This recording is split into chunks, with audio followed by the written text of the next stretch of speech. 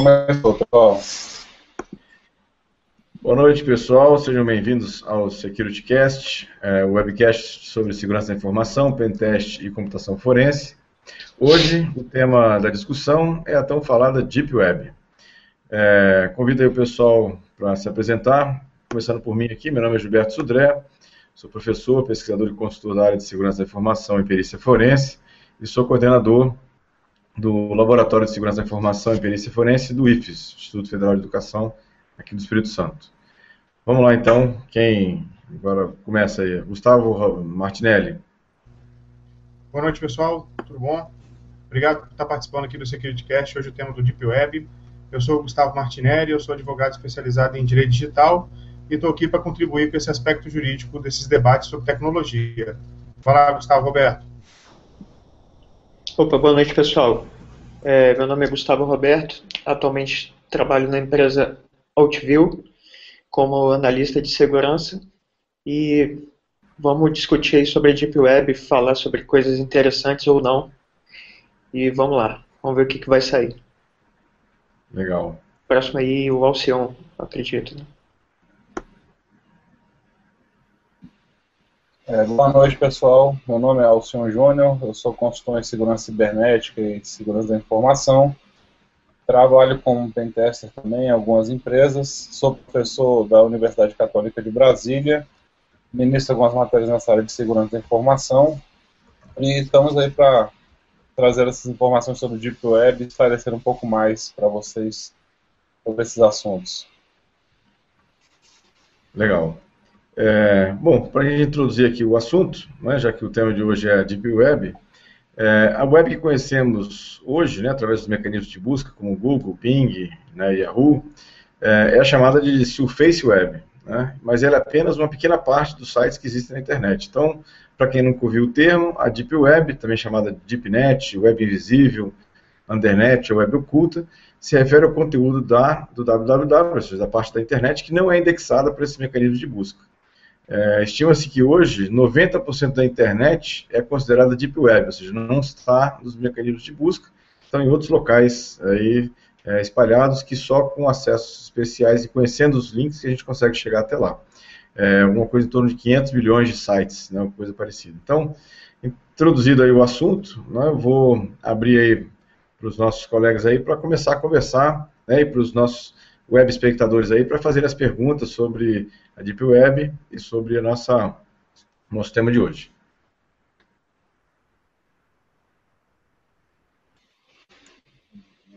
Bom, pessoal, vou iniciando então, já com algumas informações. Né? O pessoal, acho interessante essa história do Deep Web, porque o Deep Web muita gente faz um misticismo muito grande sobre o assunto.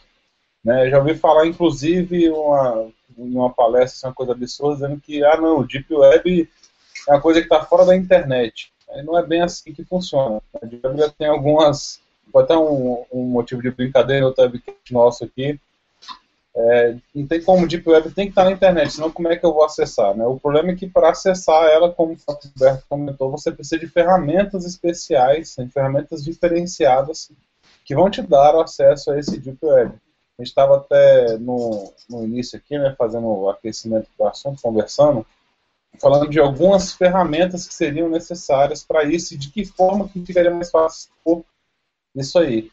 E o próprio Gustavo, o Roberto estava comentando, falando, como é que eu vou fazer esse comparativo? Eu acho até interessante já começar a fazer esse comparativo, explicar para o público, né, como é que eu vou diferenciar, como é que eu faço para chegar na Deep Web, né? Como é que é o meio, como é que isso exatamente diferencia esse assunto?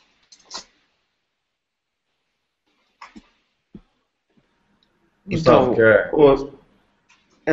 só fazer uma pontuação aqui, talvez o cara falou que estava fora da internet, mas talvez ele quis dizer com relação à indexação, né?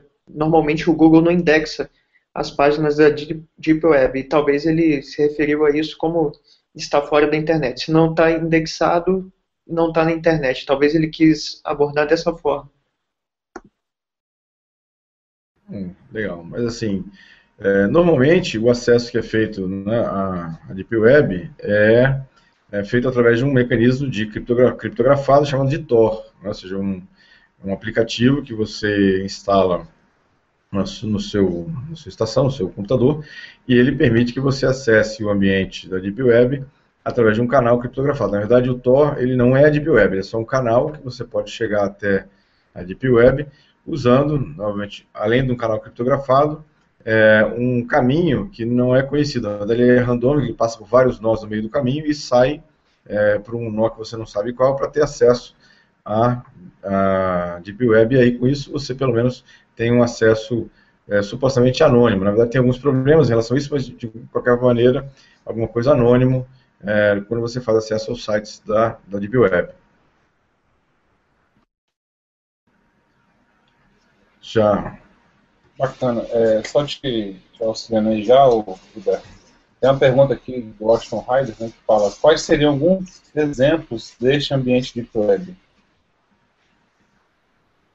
Bom, você encontra basicamente coisas parecidas com o que a gente tem aqui na web, na Surface, Ryder.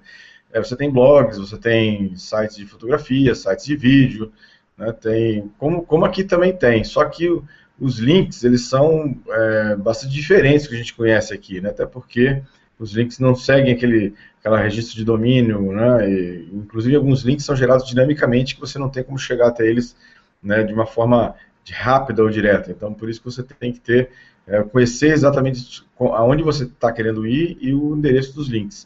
Ela também, apesar de ter algumas ferramentas que dizem que são uma indexação, fazem uma indexação da Deep Web, na verdade é só um pequeno pedaço da Deep Web que ele indexa realmente, né, para isso.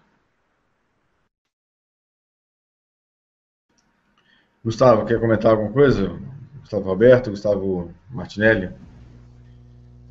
Não, só assim, a questão que às vezes pega um pouco para a Deep Web, que o usuário, geralmente, assim, eu uso a Deep Web, então eu estou fora da lei, eu sou contra a lei. Tem até aquele boato de que o FBI monitora, né, a Deep Web. Isso não é mentira, ele monitora mesmo, né? Mas isso não quer dizer que a pessoa que usa a Deep Web, ela está incorrendo em crime algumas, porque não tem nenhum crime que diz que usar a Deep Web é crime. Agora, a única questão que pode estar relacionada é a questão do anonimato, que quando você está na Deep Web, em tese, você está criptografado, você não é identificado, nem o seu IP, né, o IP que você realmente está utilizando. Então, você pode vir a ter, assim, talvez, não problema não, mas você pode se manifestar, e na verdade o que eu quero dizer é que nossa Constituição fala que você pode se manifestar livremente, desde que você não permaneça no anonimato. Agora, se você só acessar a Deep Web para utilizar, para ver o conteúdo que tem lá, acessar conhecimento, enfim, isso não teria problema nenhum, né? Não teria nada que afrontasse alguma lei, alguma norma. Então, a Deep Web, eu acho que essa ideia de que quem usa Deep Web tá marginal, é marginalizado, né? É uma questão mais para, talvez, afastar, né, as pessoas de usar a Deep Web do que de outro aspecto que tenha relação com o aspecto legal mesmo.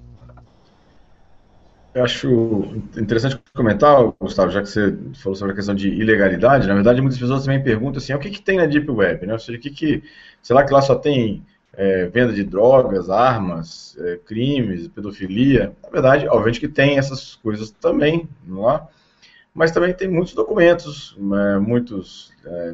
a parte de livros, né, material que é um material interessante para você consultar. Muitas vezes tem um problema de violação de direitos autorais, mas assim, nem tudo que tem lá é crime, sexo, drogas, né, ou venda de armas e coisa parecida, ou venda de remédios, né, tem coisas que são interessantes também dentro do lado da Deep Web, né. Eu compararia, só me estender um pouco mais a minha participação aqui, a Deep Web é igual a uma cidade, né, ou seja, você tem lugares da cidade que são bairros bem iluminados, bem policiados, né, com um fluxo normal de pessoas que passam sem nenhum tipo de problema, que você poderia andar sem problema nenhum. Isso é a Surface Web, né? A Deep Web é aquele bairro mais afastado, que você não tem um policiamento muito bom, que você tem problemas, né, de criminalidade, ou seja, você ir para esse bairro, você vai ser assaltado? Não exatamente, mas você vai poder participar, mas é um risco maior, você tem coisas que você não sabe exatamente o que tem lá nesse local.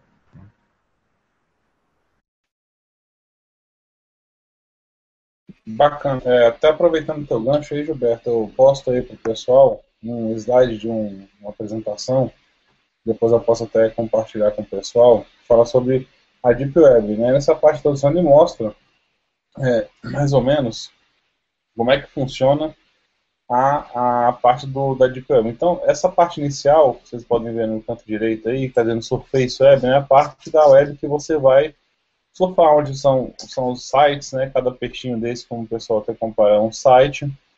Então, é os sites que são indexados pelo Google, como comparado. E a Deep Web, né, que seria uma parte mais baixa, né? Ou seja, são locais que não seriam alcançados, talvez, pelo Google, que o Google não consegue apresentar, é onde estão esses outros sites que são apresentados, né, por esses canais de busca, ou simplesmente canais de buscas pelo Tor, né, utilizando algumas ferramentas para acessar isso aí, e assim passando a informação para o usuário que deseja aceitar. Eu acho que essa imagem traz muito bem a informação para apresentar para o pessoal que está acompanhando a gente.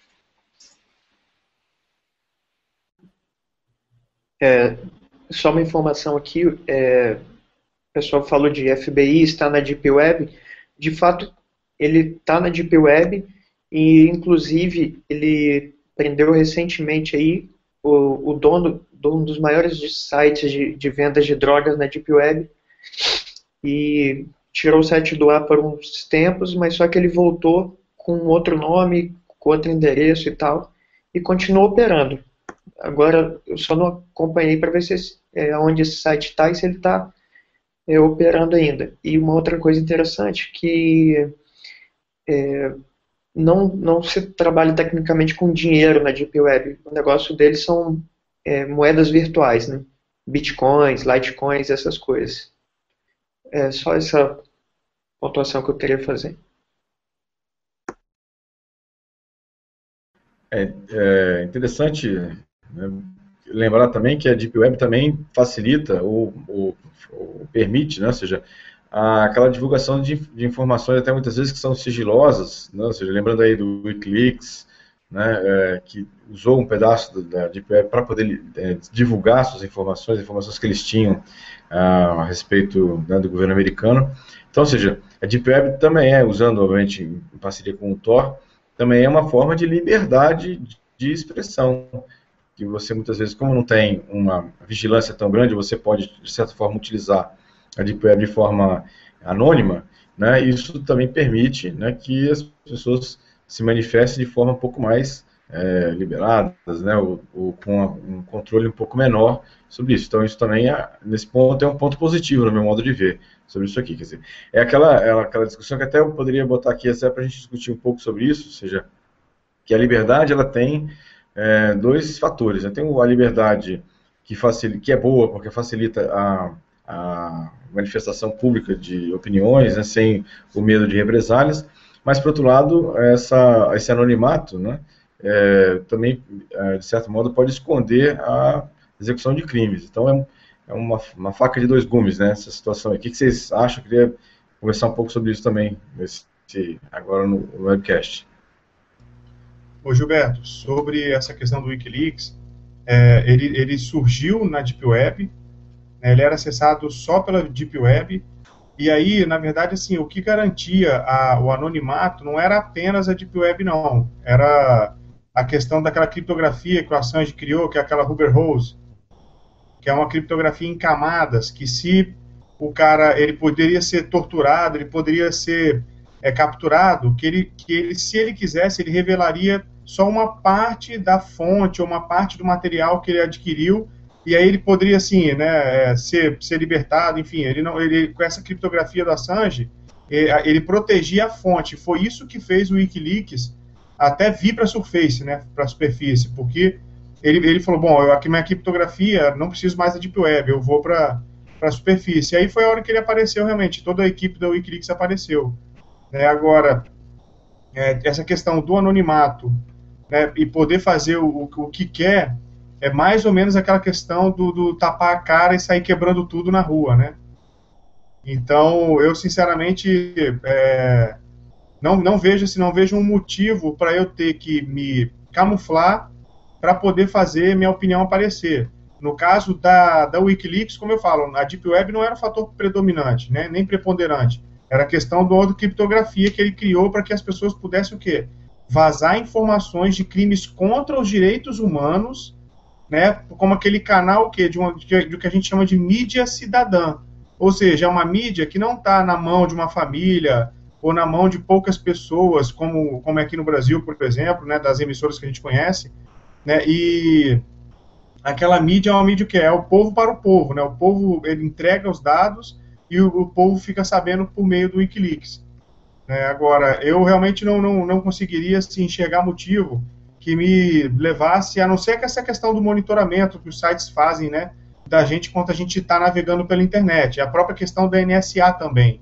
Mas fora isso, não vejo um motivo para eu ter que me colocar no critério de anonimato, né, para poder expressar minha opinião. O que você pensa disso? Bom, eu vou discordar um pouquinho de você nessa relação da máscara, né? Porque, obviamente, que eu sou contrário a qualquer tipo de violência, né, destruição de patrimônio público ou privado. Eu também sou contra esse tipo de. Isso não é protesto para mim, isso é uma forma de burrice, é outra história, né? Mas, ou seja, agora, o anonimato, ele evita que você seja perseguido, que você seja, muitas vezes, assim, hostilizado, até sim, discriminado, né, em relação a essa situação, quando você tem essa situação. Então, o anonimato, nesse ponto, me parece interessante. Se você tem uma certa opinião, e se o seu contrário tem um poder muito forte, se você se expõe, você acaba tendo problemas depois daquela força e contra você. Não sei se estou sendo claro na minha colocação, mas, ou seja, o anonimato para você destruir ou para você cometer crimes, isso não é bom. Mas o anonimato para preservar a fonte, para que ele possa fazer a divulgação daquelas informações, isso para mim é bom e é válido. Não sei o que vocês acham, eu abrir para a discussão de vocês aí. Bem, a questão do anonimato, eu acho, você tendo a visão, né? O anonimato é interessante, não é? Pode trazer problemas, sim. O anonimato vai trazer uma série de problemas, como realizar coisas, né? Realizar determinadas ações na web que a gente não vai saber qual que foi a origem. Então a pessoa pode utilizar isso aí para fazer uma coisa ruim, até como o próprio Gustavo Martinelli comentou, talvez roubo de senha de banco, criação de alguns scripts, o que na verdade a gente não ia descobrir de onde foi a origem, não ia ter como chegar no autor do crime. Só que você chegar e falar para todo mundo que você vai ser identificado por tudo que você faz é uma coisa complicada. Né? Foi igual a polêmica na instalação de câmeras nas cidades.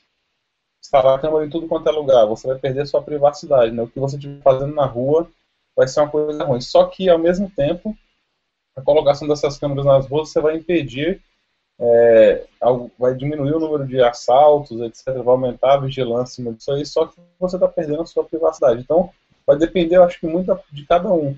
Eu não me importo, né? A pessoa chega e fala, você não vai ter anonimato nenhum na web, vai ser investigado, tudo que você faz, eu acho uma coisa, de certa forma, interessante. Mas tem o porém, né? Será que é interessante saber tudo que eu faço também? Qual o limite dessa, né? Fica um pouquinho até naquela discussão do nosso primeiro webcast. Qual que é o limite da nossa, até onde vai o limite da nossa privacidade, né? Até onde é que eu vou ter que me expor e até onde não vai expor. Daí surge até uma questão, né, do próprio, acho que é Coren Robert, me desculpe por isso errei seu nome, fala assim, questão de anonimato, né? Indo para um pouco mais, a parte mais técnica. O que vocês acham que seria mais seguro? Utilização de VPN, proxy chains, ou conectar-se a uma rede Tor? Ou existem outros métodos que podem ser mais eficientes? Eu deixo até aberto aí para vocês, para a gente iniciar responder essa pergunta aí do nosso ouvinte. Gustavo Roberto, quer comentar? Pode responder, Gilberto, sem problema. Bom, da minha opinião aqui, acho que o Tor é uma boa ferramenta de navegação, de anonimato dentro da rede, né? Só que eu queria voltar àquele assunto que acho que é um assunto importante, gente, que é uma dúvida, né? Ou seja, acho que uma questão de o anonimato, ele é bom ou ele é ruim? Na verdade, obviamente que se você cometer um crime, né, ou vai fazer algum tipo de ilícito na rede, o anonimato não é bom. Mas se você vai manifestar uma opinião, né, correta dentro da sua opinião realmente real, né, sem agredir ou sem nenhum tipo de ilícito, o anonimato muitas vezes protege a fonte, senão eu não faria isso, né, não teria a liberdade de fazer essa situação. Então, acho que, de certo modo, o anonimato para esse uso, eu acho que é importante fazer sobre isso, né? Mas não sei se alguém tem mais alguma opinião diferente dessa.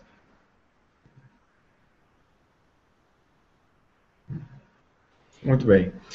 Tem uma outra pergunta aqui, do Haider, sobre como detectar acessos Deep Web iniciados dentro de uma empresa. O Haider, na verdade, os acessos normalmente são feitos através de um link criptografado, né? Já existem vários, hoje, firewalls, né, e UTMs até, que já detectam e bloqueiam esse tipo de tráfego quando está partindo de dentro da empresa, né? Então, eles têm como bloquear hoje de forma relativamente simples esse tipo de tráfego dentro da empresa, né? Deixa eu completar aí, Gilberto. Lógico. Realmente, o pessoal como é que fazia o tipo de bloqueio, né? O bloqueio era feito por meio de softwares que evitavam que os seus funcionários fizessem modificação nos browsers ou nas próprias configurações do sistema operacional, para que ele colocasse o endereço desses proxy chains, né, desses web proxies aí, e acessasse. Aí começaram a utilizar o Tor, né, um dos exemplos que a gente está comentando aqui, para que fizesse por lá. Então você fazia a instalação desse programa, o programa te auxiliava a fazer a saída via esse proxy sem que você manifestasse alguma alteração no próprio sistema operacional. E aí houve esse grande problema. Como é que a gente vai bloquear? Alguns programas, alguns softwares de segurança, eles começaram a fazer o bloqueio pela identidade, no caso, se for Windows, né, do executável desse programinha, e fazer o bloqueio. Então, quando a pessoa tentava instalar ou executar esse programa, bloqueava como se fosse uma identidade de um vírus, né? Você vê aquele vírus, ele faz o bloqueio. Dessa forma, também faz do Tor e outros parecidos desse modelo aí. Normalmente os antivírus detectam isso como anonymizers, né? Quando ele acha que alguma coisa pode sair anônima para a internet, ele já bloqueia ou emite um alerta para o administrador falando que tal máquina está tentando fazer conexão anônima na internet. Assim, basicamente o que eu vejo de portas, o pessoal utiliza bastante a porta 9050, né?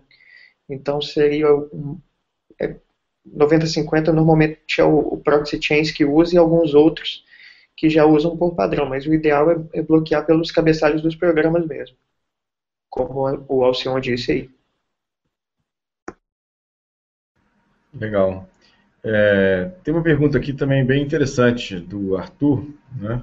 Obrigado, Arthur, pela participação aí, que fala sobre até que ponto vai o anonimato e o poder das autoridades sobre esse tipo de ferramenta. Lembro que há um tempo teve um cara que mandou uma ameaça de bomba para Harvard com o uso de Tor e acabou sendo descoberto. Bom, Arthur, o que acontece muitas vezes é que, apesar do tráfego ser anônimo, os nós de saída, né, do Tor, ou seja, o link, a máquina final, né, tanto os nós de entrada como os nós de saída do Tor, que vai fazer o tráfego da rede até o destino, eles muitas vezes são nós falsos, até ou nós dominados ou controlados pela própria FBI, pela CIA, coisa parecida. Então, se você está conectado num nó desse tipo, já violado, né, eles conseguem saber quem é você e para onde você está saindo, né, na situação. Existe também um trabalho até científico que eu li algum tempo atrás, que pelo poder de processamento que a NSA tem, eles conseguem monitorar muitos links de entrada na rede Tor e muitos links de saída da rede Tor. E aí eles conseguem fazer uma correlação, como eles têm um poder de processamento muito grande, fazer uma correlação entre os fluxos de entrada e os fluxos de saída, localizando quem é aquele usuário que gerou aquele fluxo de saída lá no nó de saída do Tor pelo nó de entrada. É uma situação assim, que provavelmente não vão fazer para todo mundo, né, porque exige um poder de processamento e poder de banda imenso, mas se é uma coisa grave que eles estão realmente querendo pegar, eles têm condição de fazer isso. Então, assim, falar que o Tor é uma ferramenta 100% seguro não é, né? Ou seja, ele não consegue gerar, como nada é também na internet, 100% seguro. Mas ele, se a NSA ou o governo americano ou um outro governo qualquer quiser, é óbvio que ele vai ter condições ou vai fazer os esforços, né, para fazer esse monitoramento.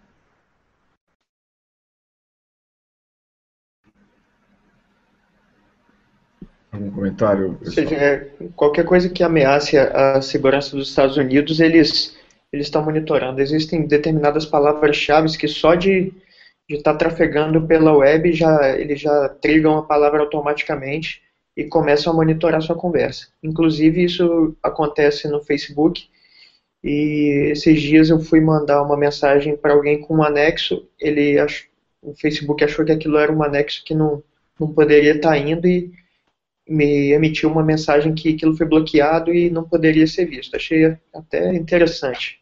Só que eu não tenho imagem aqui para compartilhar. Mas foi bacana. Não era nada demais, mas o Facebook achou que sim.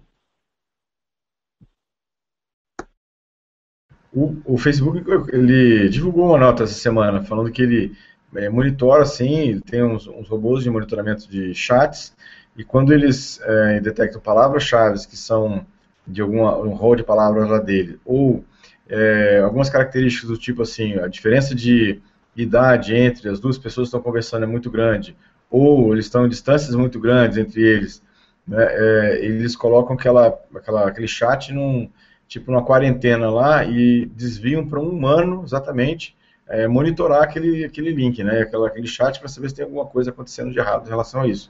Então, ou seja, o Facebook também faz isso na vida real, né, fora do web. Da web também, no Deep Web também, ou no Tor também, deve ter alguma coisa parecida para isso. Exatamente. No caso, eu estava falando com um amigo meu que está na Irlanda sobre ransomware e CryptoLocker. Então, eu acho que ele já identificou que poderia ser algum tipo de ameaça e evitou a continuação do bate-papo. Achei até interessante. Invasivo também, né? Mas interessante. Mega invasivo.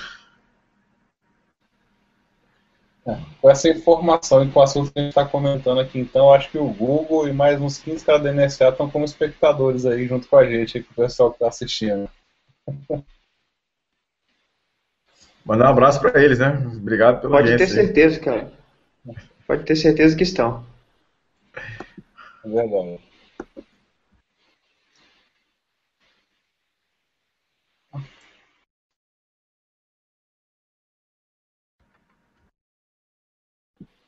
Pessoal, eu recebi aqui Desculpa, eu estava no mute, eu acho que deu algum problema. Eu recebi aqui uma pergunta, foi pessoal, né, aqui no Facebook. O pessoal comentou assim, que tipo de cuidado de segurança que eu tenho que ter, né, utilizando a Deep Web? Posso usar normalmente, tem que ter algum medo? Eu já falo aqui, faço a abertura, né, inicialmente já vou falando, que mesmo independente de que tipo de navegação que você utilize, né, tanto a Deep Web ou não, eu acho que você tem que pensar sempre em segurança, tá?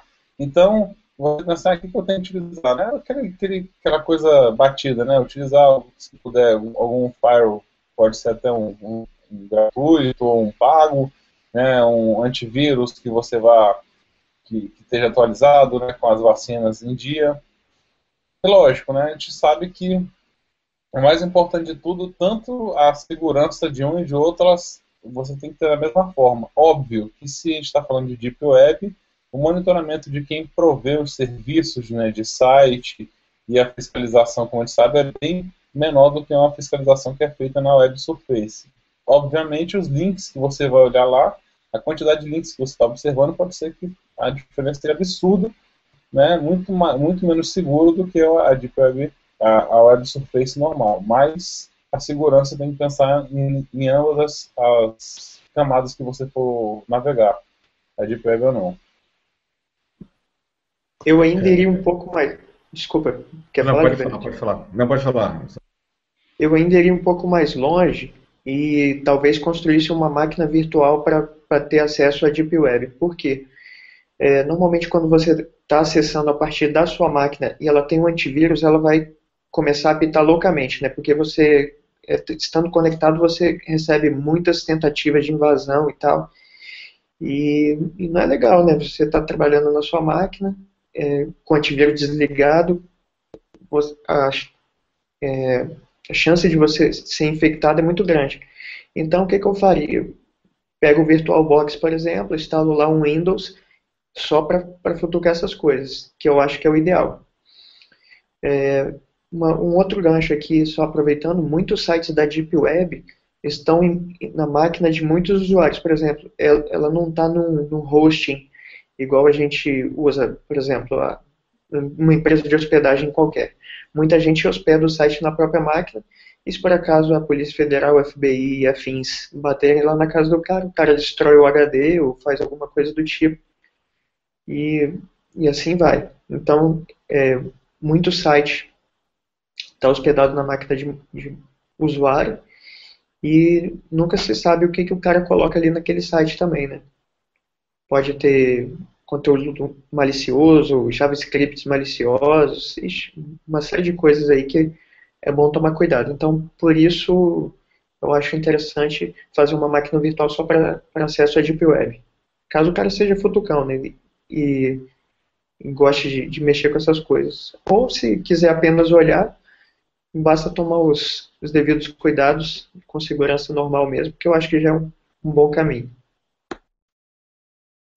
Exatamente, eu ia falar exatamente isso, Gustavo, de usar uma máquina virtual, só que pode ser uma máquina virtual em Linux, né? Acho que é um pouco menos vulnerável do que do Windows. Tem esses problemas, mas um pouco menos vulnerável do que isso e aquele ideia do bom senso, né? Se você vai fazer alguma coisa, olha, mas não toca, né? Como diz, né? Passeia, dá uma olhada lá, mas cuidado onde você vai. Mas é por aí, exatamente, né? Isso mesmo. De certa forma, navegar pela Deep Web é uma coisa bastante estranha também. Você se depara lá muitas vezes com um site de pedófilos, assassinos, pessoas que fazem experiência com seres humanos. As coisas mais bizarras você consegue encontrar na Deep Web, mas como o Gilberto falou também, muitos documentos bons, documentos vazados, digamos assim, livros e tal. Tem muita coisa boa disponível. Porém, eu acho que tem muito mais coisa ruim disponível do que coisa boa. Pelo menos o que eu andei pesquisando e que me deparei foram bastante coisas horríveis. O problema da Deep Web, assim, é que você às vezes acha uma coisa interessante, conteúdo bom, você até salva aquele link, mas daí depois ele não funciona mais, né? Assim, isso não é garantia de que aquela URL vai ser acessível novamente. Uma vez eu achei um site cheio de livros de filosofia em português, né, praticamente tudo domínio público já também, né, e quando eu fui voltar para baixar mais alguns, não tinha mais o link lá. E aí você não acha. Então, aqueles mecanismos de busca, você tem que utilizar eles e achar e fazer proveito na hora também, que não é, aquela URL não vai ser fixa, não. Aquele servidor, ele pode, como o Gustavo falou, tá na máquina de muito usuário, ele pode não estar funcionando mais a próxima vez que você voltar na Deep Web. Exatamente, Gustavo, é isso aí. Para vocês terem uma ideia de quão bizarro pode ser navegar pela Deep Web, existem sites, por exemplo, lá fora, que você pode contratar um assassino, por exemplo. Você contrata um assassino, paga ele e fala o endereço da pessoa e ele vai lá fazer o serviço. É bizarro, mas acontece. E tem outras porcarias, tipo site de mutilação, site de anorexia. Quem tiver curiosidade, procurar aí Lolitas e Gore, vocês vão ver bastante coisa feia, digamos assim.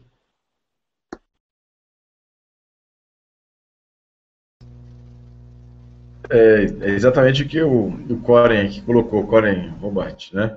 A Deep Web não é perigosa, a pessoa acha que procura. Se procurar bizarrice, vai encontrar um monte de bizarrice por aí. Se procurar coisas mais interessantes e livros ou documentos, vai encontrar também muita coisa assim, muito, muito legal.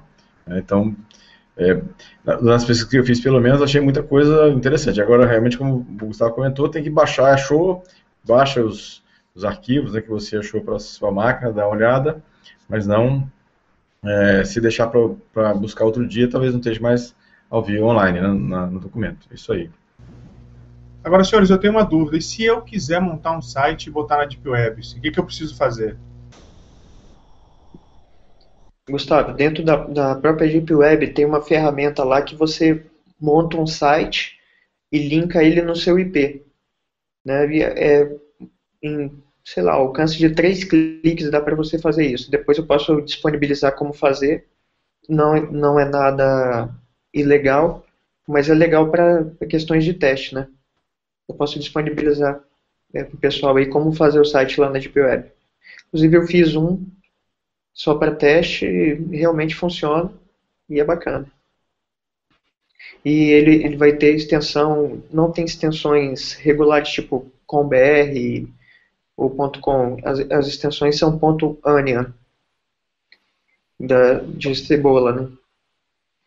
Aproveitando até o teu gancho aí, Gustavo, é interessante passar para o pessoal aqui, que eu vi até uma pergunta que o Washington Red fez, né? Quais sites na Deep Web podem ser colocados como um bom exemplo de pesquisa? Eu conheço um bacana, que ele é bem similar ao Google, né? Bem parecido ao Google, que é o ahmia.fi. Eu utilizo ele de vez em quando para fazer pesquisa. Ele já tem algumas indexações prontas, né? Lógico que tem que observar que vão ter vários links quebrados. Até uma pergunta que foi feita aqui no nosso canal do YouTube, que eu estava vasculhando nesse momento aqui. Tem muita gente fazendo perguntas no nosso canal do YouTube porque não conseguiram acessar para fazer perguntas e respostas.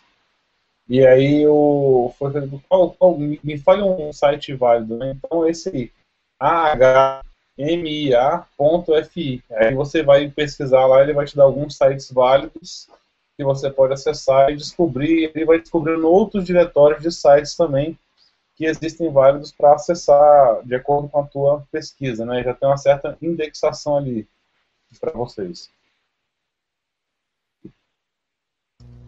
Pessoal, saindo um pouco assim do acesso individual da máquina, né? Assim, você instalar o Tor na sua máquina, vocês já ouviram falar do Dozy, que é um programa que ele faz toda a sua rede ficar na Deep Web.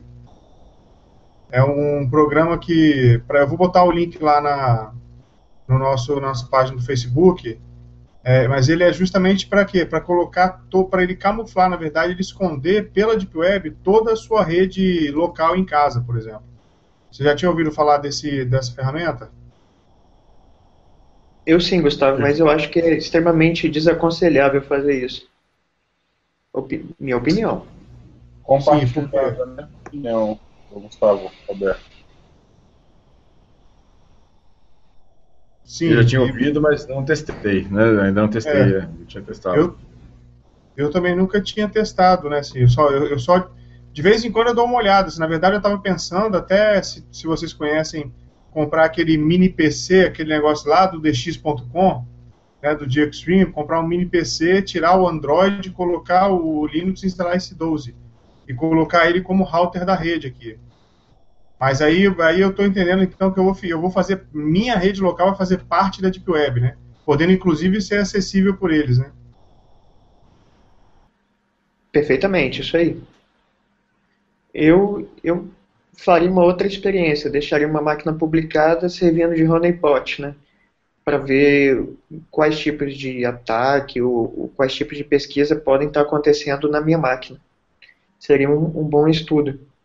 De honeypot é interessante, de honeypot, né? Uma boa pesquisa, interessante.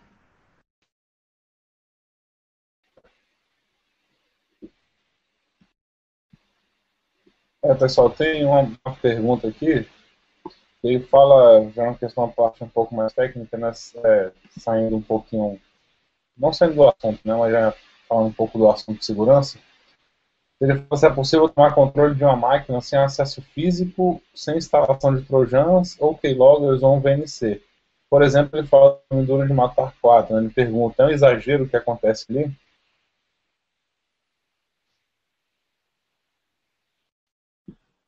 Eu não entendi direito a pergunta. Você poderia repetir, Alcion? Assim, ele fala assim, se é possível tomar o controle de uma máquina sem o acesso físico, sem instalação de trojans ou keyloggers, ou até o VNC. Por exemplo, ele usa o exemplo do filme Duro de Matar 4, se seria isso um exagero, o filme Duro de Matar 4, ou se realmente é possível acontecer isso.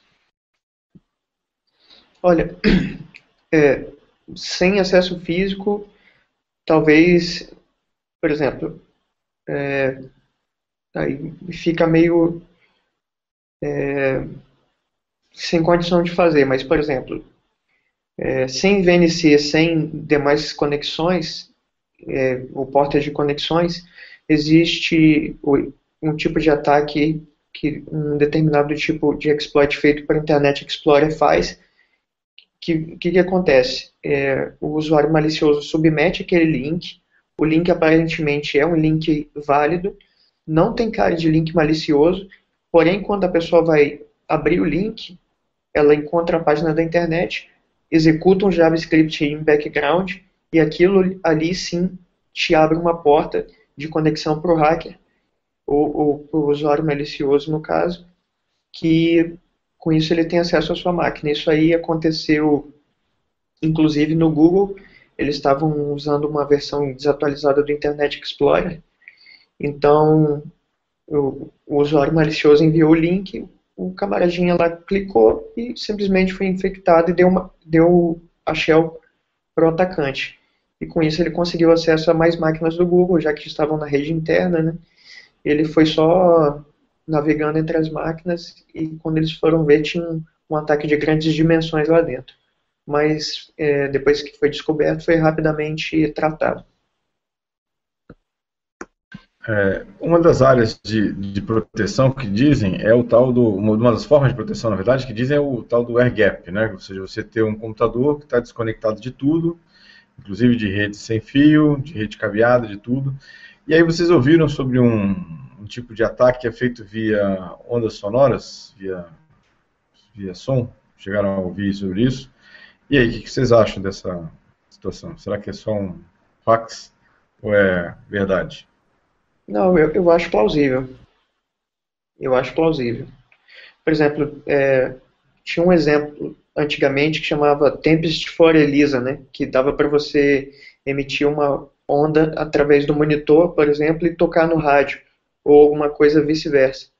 Então, acho bem plausível acontecer esse tipo de ataque. E parece que alguns processadores de algum fabricante aí conseguem receber algum tipo de sinal via wireless.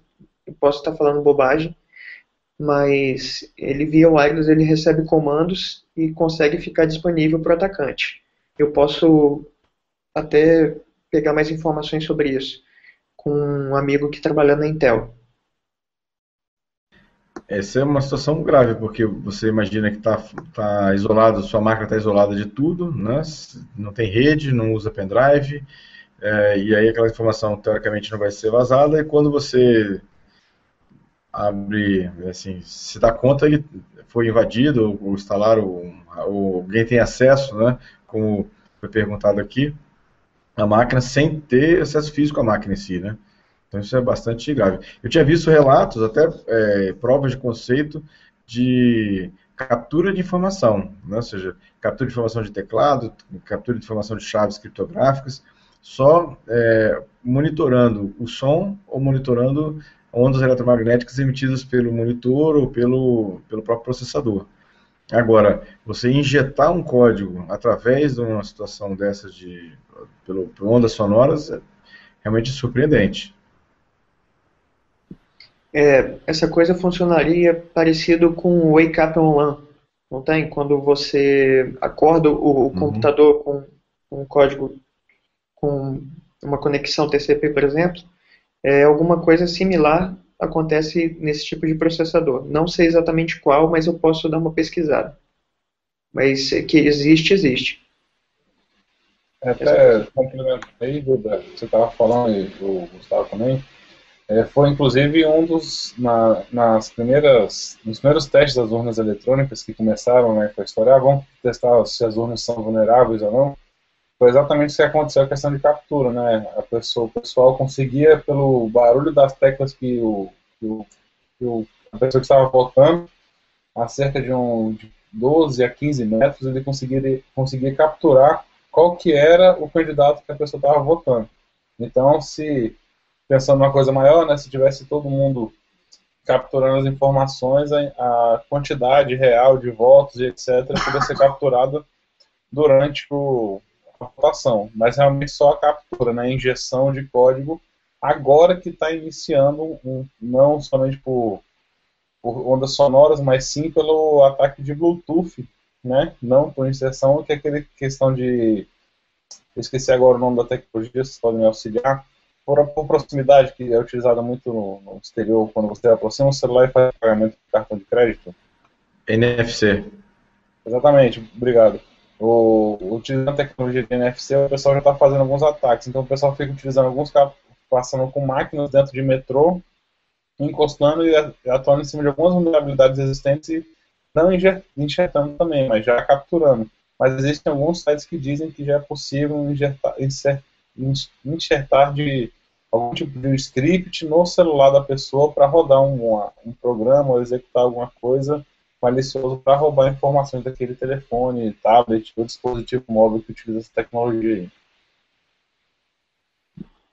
aí. A questão dos bips da tecla, eu penso nisso todo dia quando eu vou pagar lá o almoço no restaurante. Se tivesse um cego do meu lado e ouvisse bem, com certeza ele saberia os 4 primeiros dígitos da minha senha.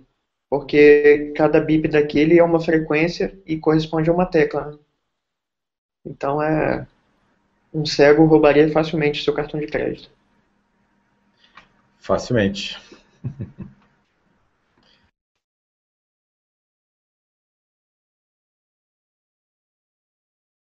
Mais alguma pergunta, pessoal?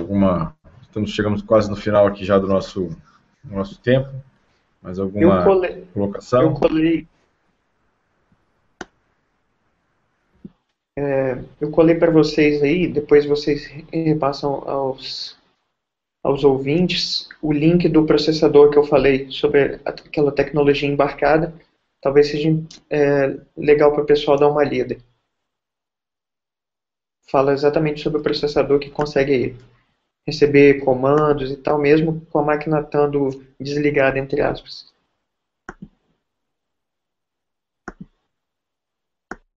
Um grande risco de segurança nessa situação.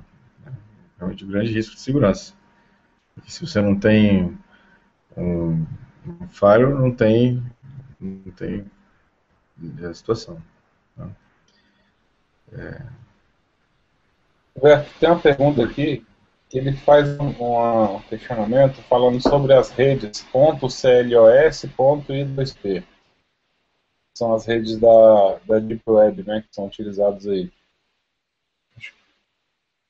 Sobre a rede 2P, eu posso já iniciar. É uma camada de rede de computador que permite aplicativos que enviem mensagens com o uso de pseudônimos, né? Então você utiliza um software para implementar essa camada, que é junto ao computador, né, que vai ser um nó que você vai utilizar, por via de um software seguro, e pode fazer a conexão com ele. E o .clos, eu realmente não conheço sobre ele. Se alguém puder falar, o Sandy pode até dar uma olhada depois e responder o Marcos Fabiano, que fez a pergunta aí. Eu também teria que fazer uma pesquisa sobre isso. Alguém quer comentar alguma coisa? Gustavo, Roberto, Martinelli, sobre essa rede? Eu também, sinceramente, desconheço. Primeira vez que eu estou... A I2P é aquela questão das camadas da Deep Web, né? Que o pessoal fala, né? Que vai descendo o nível de criptografia.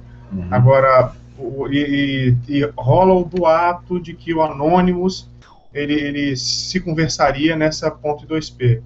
Mas a ponto CLOS eu realmente também não conheço.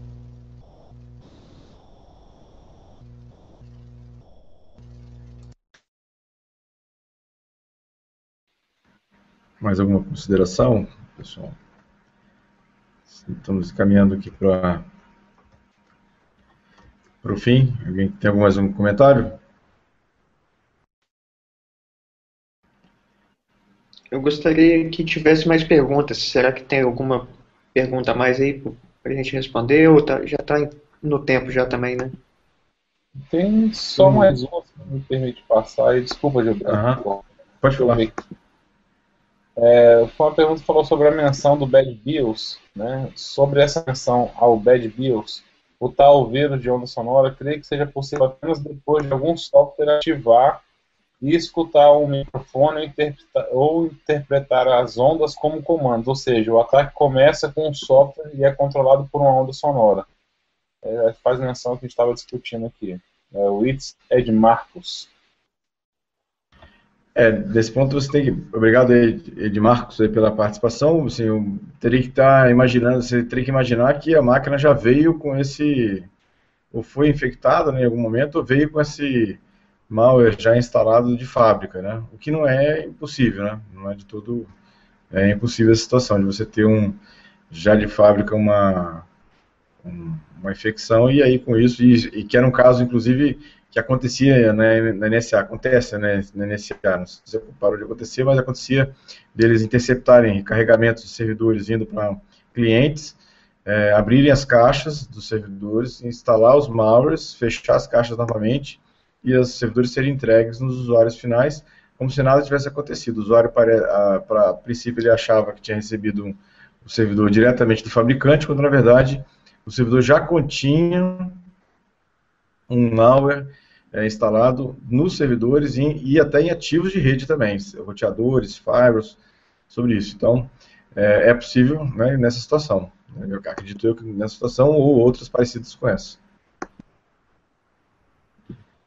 Quando nós estivemos lá na conferência em Las Vegas, na DEF CON, o Jonathan Brossard explanou sobre isso, só que não foi sobre o governo dos Estados Unidos, foi o governo chinês que tinha plantado bad BIOS em muitas máquinas. Inclusive, no meio da apresentação, o Jonathan fez um acesso a uma máquina que estava lá na China e teve acesso ao Windows da pessoa normalmente. Se lembra disso, Gilberto e Gustavo? Eu lembro que todo mundo fez aquele efeito ó, né? Uhum. Lembro sim, com certeza lá. Todo mundo ficou, saiu preocupado de lá. Na DEF com muitas coisas deixam as pessoas preocupadas, né? Exatamente. Né? Tipo aqueles avisos, né? Desligue o seu smartphone ou ele será hackeado, né? Pior que isso, a infecção do radar dos aviões também é bem preocupante. Aquela palestra também foi perturbadora, de mostrar como é que era fácil de você acessar e até burlar o sistema de controle de tráfego aéreo americano, né? É realmente assustadora. Isso é um longo papo. A gente pode abordar em algum podcast mais genérico. Agora a gente podia passar então para aquelas notícias da semana, né?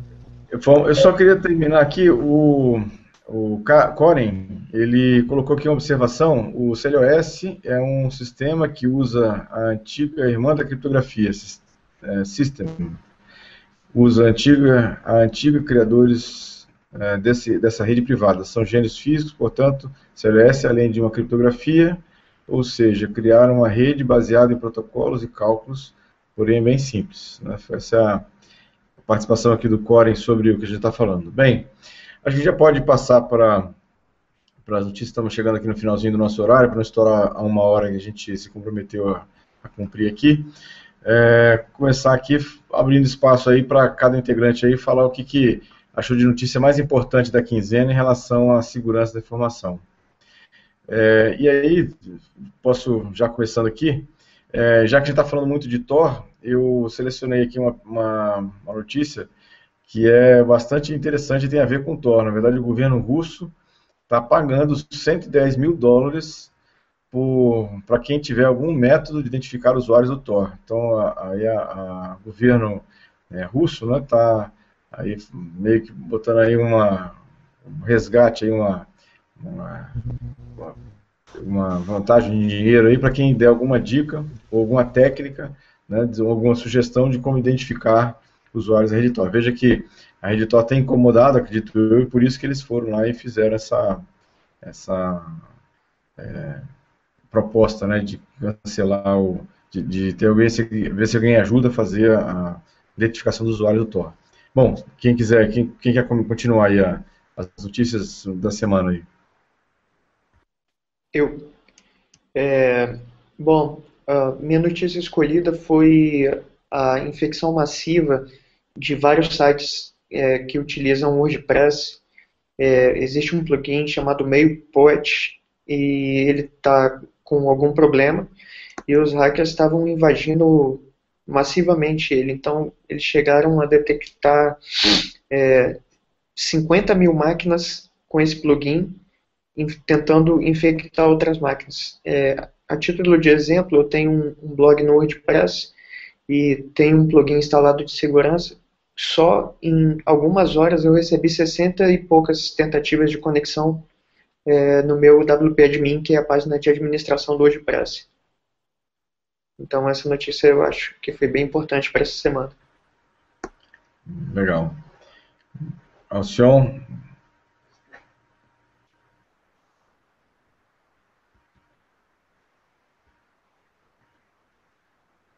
O microfone. Microfone, Alcion. Pronto, voltou, né? Voltou. Então, os atacantes, né, o pessoal acha até que é brincadeira, mas o que eu vou falar é sério, né, que o pessoal está abusando do Internet Explorer para enumerar software e detectar produtos de segurança.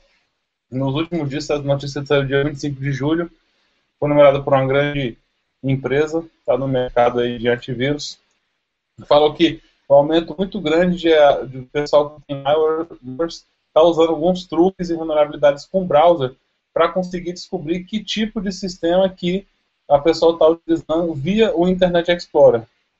E, no caso, ele até descreve algumas sobre a questão utilizando editor de hexadecimal para fazer inserção de código, né, que são aqueles resource editor que o pessoal utiliza no próprio Internet Explorer.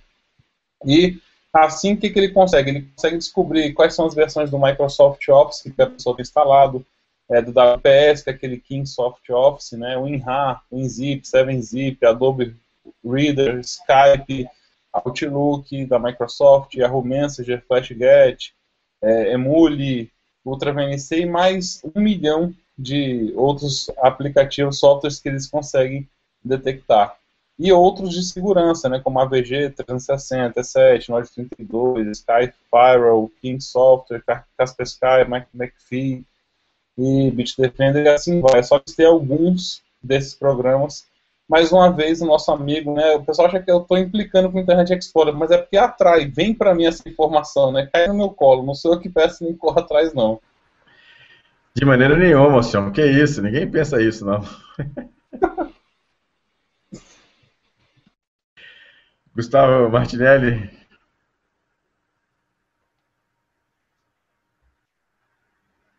Opa, estava aqui tentando tirar do mudo do microfone aqui.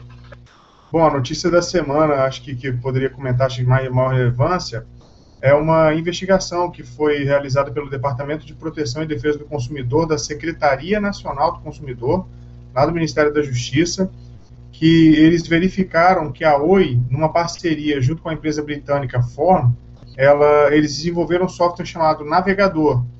E esse software ele ficava monitorando as atividades dos usuários, né, da rede Velox, para poder o quê? Mapear o perfil, né, e segundo o argumento, que eles assim poderiam prover um serviço de melhor qualidade.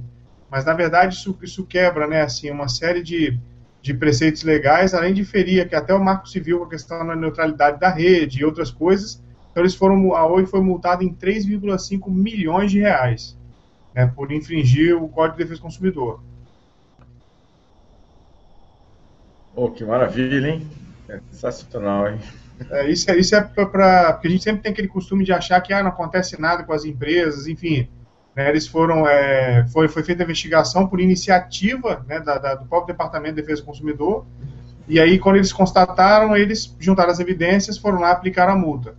Né, e foi utilizado o próprio Código de Defesa do Consumidor para chegar na menção desse valor, né, de 3,5 milhões. Verdade. Bem, pessoal, vamos fazer um encerramento então aqui, né?